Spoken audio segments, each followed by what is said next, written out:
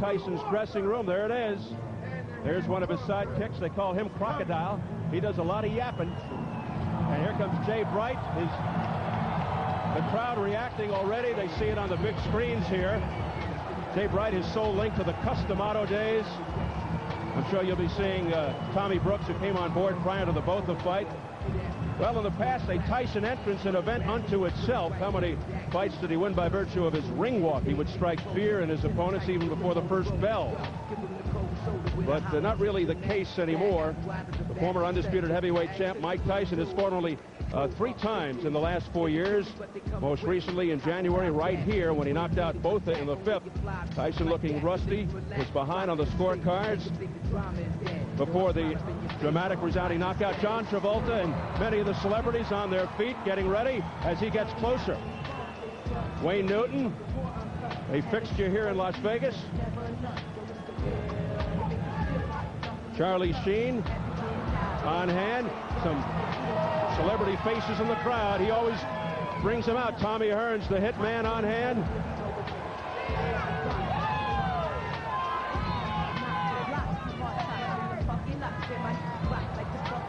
Pierce Brosnan, Bond, James Bond.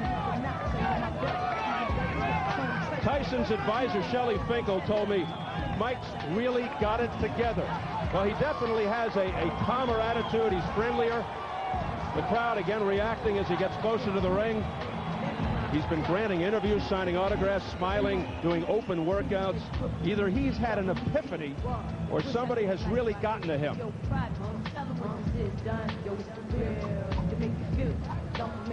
Word is his hand speed and power remain intact. Timing is the question. The result, of course, of the repeated layoffs and advancing age. And now he finally makes it upstairs, going through the ropes and out of the canvas. And hearing it from the crowd. It's not an overwhelming cheer, but it's certainly in Tyson's favor.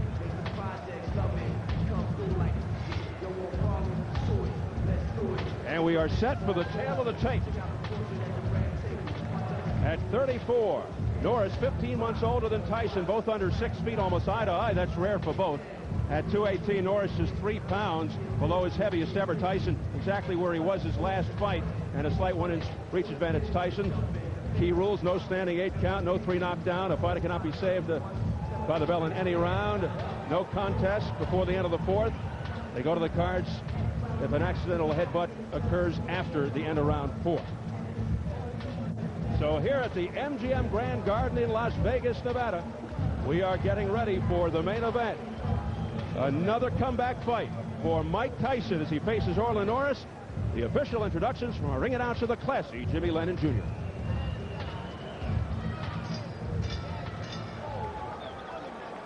Ladies and gentlemen, a very good evening to you and welcome to the City of Entertainment, the MGM Grand in Las Vegas, Nevada. It's time for the featured bout of the evening, a heavyweight special attraction scheduled for 10 rounds of boxing and brought to you by America Presents, matchmaker Thomas Brown, in association with Showtime Championship Boxing and the MGM Grand. This featured bout coming your way is sanctioned by the Nevada State Athletic Commission. The chairman is Dr. Elias Garnham. Commissioners are Glenn Carano, Lorenzo Fertitta, Dr. Luther Mack, and Dr. James Nave. The executive director is Mark Ratner. Physicians at ringside, Dr. Flip Womansky, Dr. William Berliner, Dr. Margaret Goodman. Timekeepers at the bell, also keeping count of the knockdowns. We have James Cavan and Mike Lachella. Introducing to you our 3 judges scoring this bout from ringside, all 3 from Las Vegas: Art Lurie, Dave Moretti, and Dalby Shirley. Introducing the 3rd man of the ring, our referee in charge. He'll be giving instructions after the introductions, Richard Steele. All right, fans, here we go. The time has come for our main event of the evening. And now, ladies and gentlemen in attendance and boxing fans joining us around the world, live from the MGM Grand in Las Vegas, Nevada, it's showtime!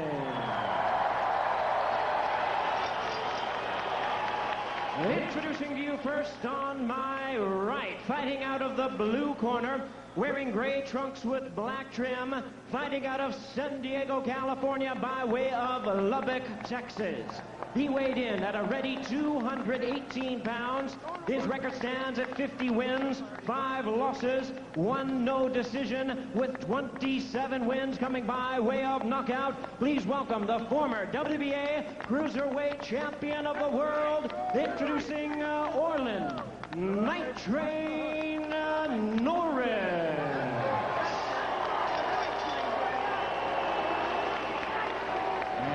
Presenting his opponent across the ring on my left, ready to fight out of the red corner, entering the ring wearing his traditional black trunks and hailing from Catskill, New York. He weighed in at 223 pounds with a record of 46 wins and 3 losses. He has 40 wins coming by way of knockout. Here is the youngest man ever to win the heavyweight title. Please welcome the explosive 2-time heavyweight champion of the world, introducing the one and only Mike Tyson.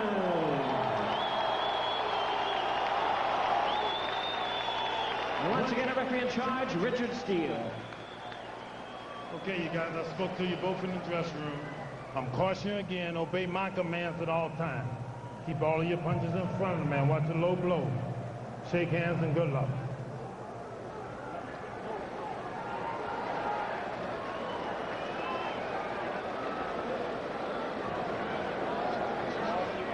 Mike Tyson should look sharper tonight. Look for him to be the aggressor. I think he'll go after the defensive-minded Orlin Norris, but the feeling is Norris will look to survive by grabbing and holding, and he'll try to box. But Norris's trainer, Abel Sanchez, says when it really gets tough in there, Tyson won't be moving and throwing combinations. He'll revert to what he does best, throwing bombs.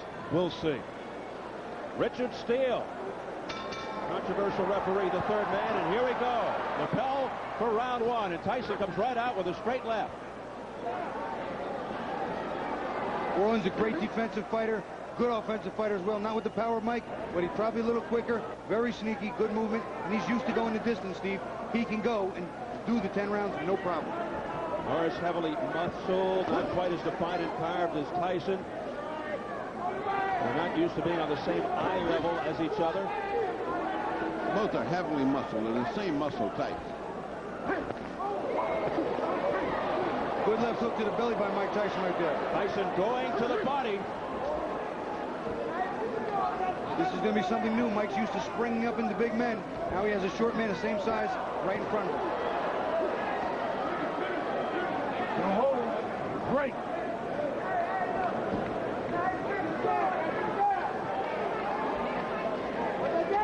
Notice right there, Orlin Norris also grabbed Mike's left arm on the inside and walked him counterclockwise away from that left hook. At least Mike is trying to jab more than he did in the other fights. They've trained him to start to come in with a jab. Well, he's coming in with a jab. And Norris boxing, throwing the jab, and Keep your punches in front. Tyson holds. Norris very cool. He's not at all upset. He's just boxing like he always does. Not at all intimidated by the moment. Not at all.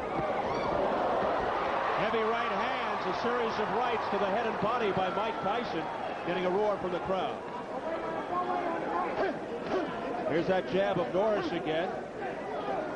Orlin still hasn't stopped and picked his spot. He's looking for the spot to get that pound of flesh. He's got to hit Mike and sting him a little so he can get some respect. Then he can implement his game plan much easier. Norris's best weapon, the double left hook. There's a straight left hand there by Mike Tyson, and then he follows it up with a combination and a right uppercut. Orlin's very hard to hit clean. Keeps his hands high and tight, rolls, uses his shoulders to roll with the punches and block them. If Mike is not in condition to go good 10 rounds at good pace, could be interesting after we get past 5 and 6. Orlin's one of these kind of guys that's fought everybody. He's not intimidated at all. I mean, he's doing this just like if he was fighting anybody else for the championship. I don't know what I see in Tyson yet. He's coming in with a jab. It looks like he's not bending from the waist enough. He's certainly not moving his head enough. He's still standing straight up. See, he's not bending over like he used to and coil and spring. Punch and get out of there. Right, step back. Norris, a consummate defensive fighter, good boxer, counter puncher. Oh, man. Don't tell me we're starting that. Getting cautioned by Richard Steele as we head for the bell. That was a punch while they were talking. Oh, and he hits him after the bell, and Norris goes down, and here we go again. Tyson hit Norris after the bell. And let's see what Steele says. He hit after the bell. That's 2 points.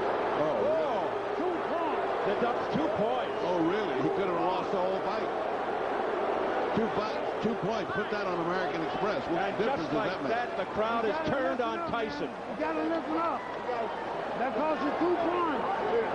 Listen. Need that jab. Get him looking at get your rhythm. Throw in that jab. Oh, you cannot stay in front of him. When you throw a punch, you got to walk him. You got to move him. Okay? Come on, man. It's costing 2 points. All right. Now, let's listen. When you throw a punch. Oh, it's right. And once again, Richard Steele in the center of a hurricane. Mike Marley in the background. Norris's advisor is screaming at the top of his lungs.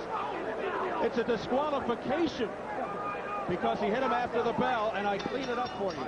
I'd like to see that again because it almost looked to me like if it was at the same time as him saying break and the punch going. Time. Well, now this is politics now. The bell is rung for round 2, but nothing's happening.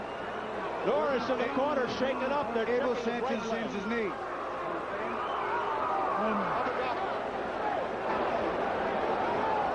He's looking at his leg. He's saying his knee is hurting him. This is about a knee. This is not about anything else. It's the right knee of Norris. Unbelievable. This is not about his head. Dr. Flip Pomansky, the man with the goatee.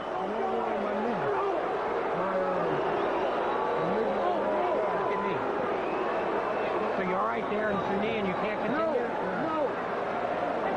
That's it. It's knee. He can't continue. His head, and he cannot continue. Oh, man. Can't make him continue. You know what? I This can't reminds make me. him continue. Now he goes over to the executive director of the Nevada Athletic Commission, Mark Ratner.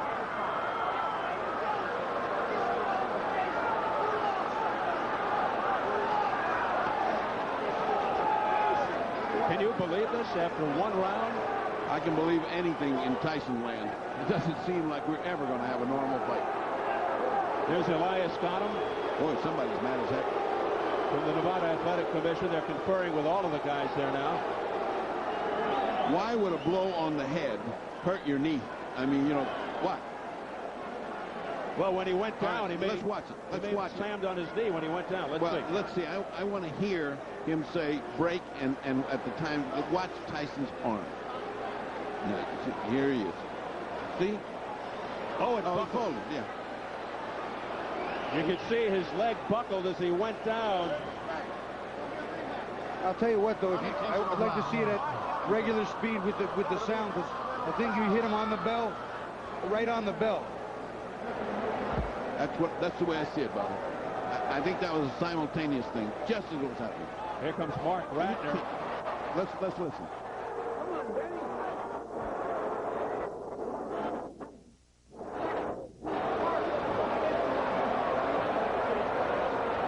Now there's a lot of scurrying in the ring. Uh-oh.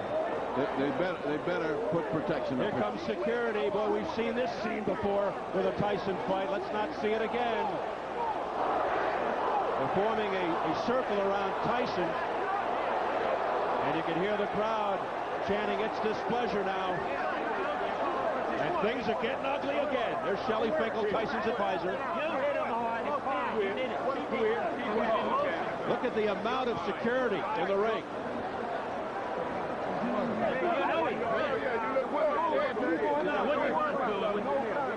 You were fine. This is fine. Well, everybody seems to be in the dark. Well, I've never seen anything stop because of a knee injury. Have you? I haven't. Nope. And I've been in it for 40 years. Well, we're dispatching the fight doctor into the ring. Maybe he can lend some insight into what's going on when he talks to people. And meanwhile, they're taping up the injured right knee of Orlin Norris, which buckled when he went down.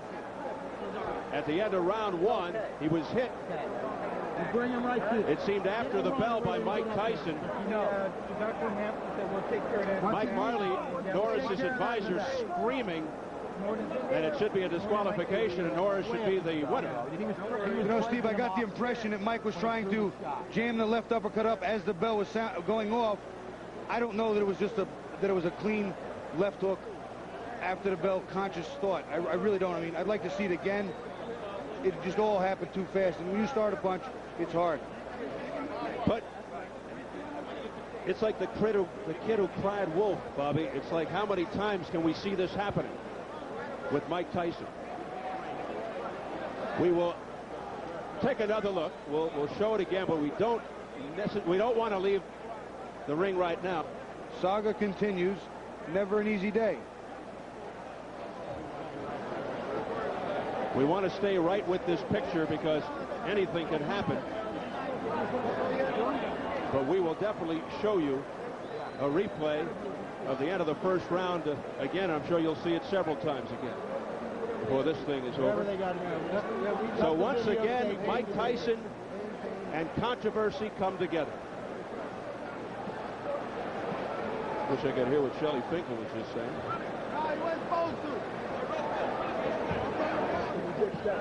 Well, let's find out what's going on. We'll get Jimmy Lennon Jr. up there in the ring to make an announcement. Take it, Jimmy.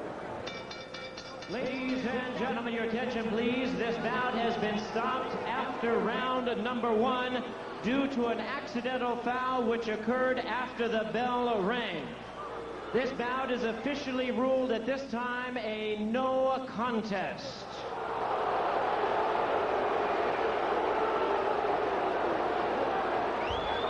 Well, you heard it.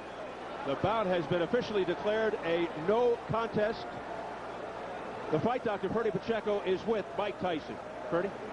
All right, another night, another Tyson night. Give me your view of what happened. Did you throw the punch after you heard the bell? Well, you know, you were there. You saw it. It was simultaneous with the bell. And the punch wasn't that devastating. He could have continued. He quit on his stool. But I'll take him again in my next fight. I'll fight him right away. Well, let's fight him in December. I'd love to. All right, let me ask you something. How could a blow to the jaw hurt his knee? Listen, all right? He knew the next round I was going to put that heat on him, and he wasn't ready for that heat.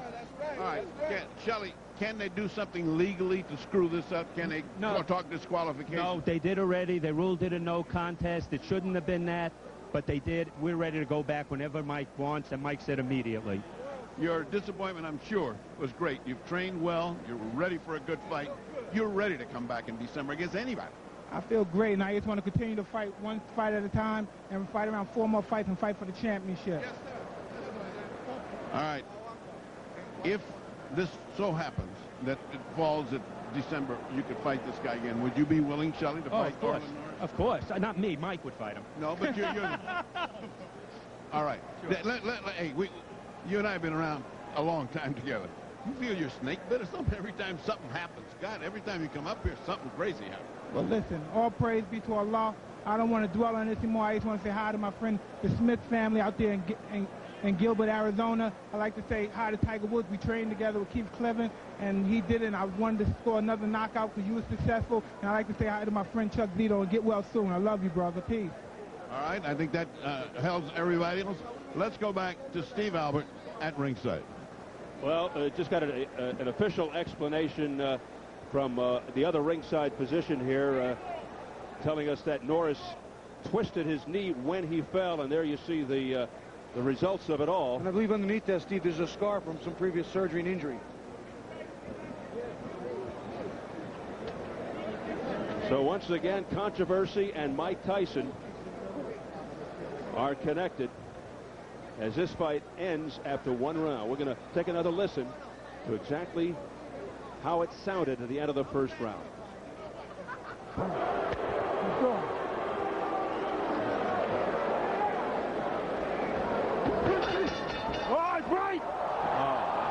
He definitely hit him after the bell. He definitely hit him after the bell. I don't know if he heard it. I don't know what registered. It was definitely after the bell. It wasn't long after the bell, but it was after the bell. We've got to find out if Mike Tyson heard that bell.